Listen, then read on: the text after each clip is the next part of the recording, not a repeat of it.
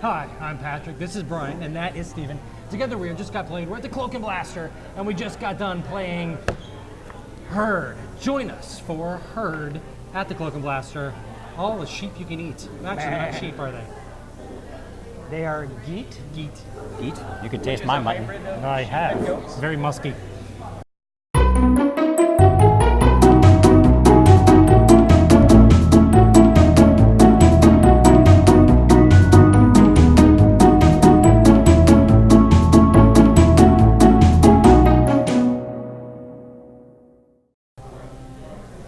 Brian Fiore. Yes. Can you tell us all about your mutton and your sheep and your goats and your gaminess? Your gaminess. All right.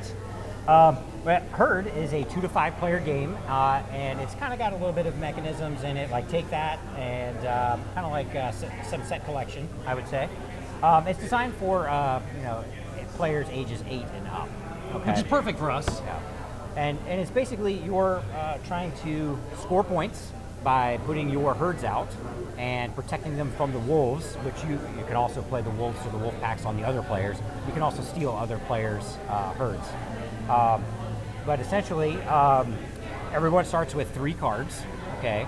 And during your turn, you can either draw a card from the top deck, which will be random, or you can take one from one that's face up, okay? Then you can take 1 action during your turn.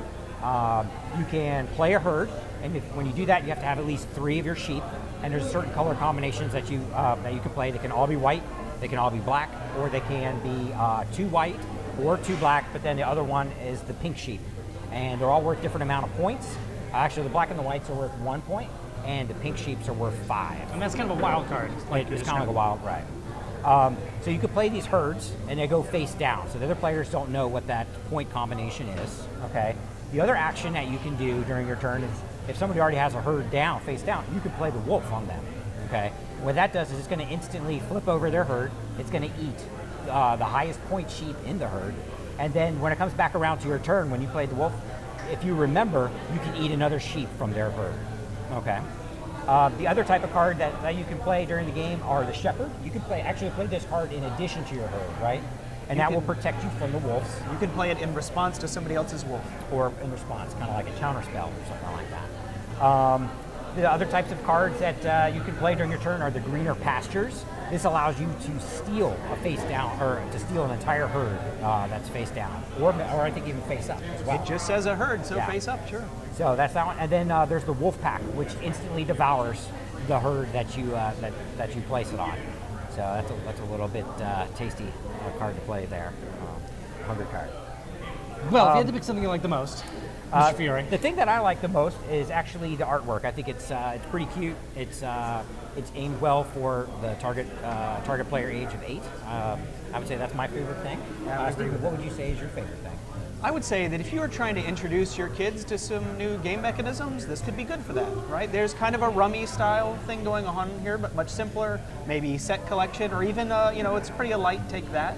So if you're trying to introduce your kids to any of those, this could be the game for that.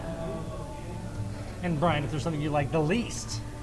The least, probably, it is designed for ages 8 and up. So there's the strategy and the set collection points are fairly limited as to the combinations of things. And I would like that my IQ is right around, my game IQ is probably like 12 or 13. So this is a little slower for me too, I think. Okay. Steven, but you were in it for the sheep. Well, I'll explain that in a second. Steven, if there's something that you like the least. Well, I would say, so I have 2 kids, 5-year-old twins, so that's a little below what the publisher suggests playing this game with. But I think that the Take That element in this game is a little too mean to play with my kids.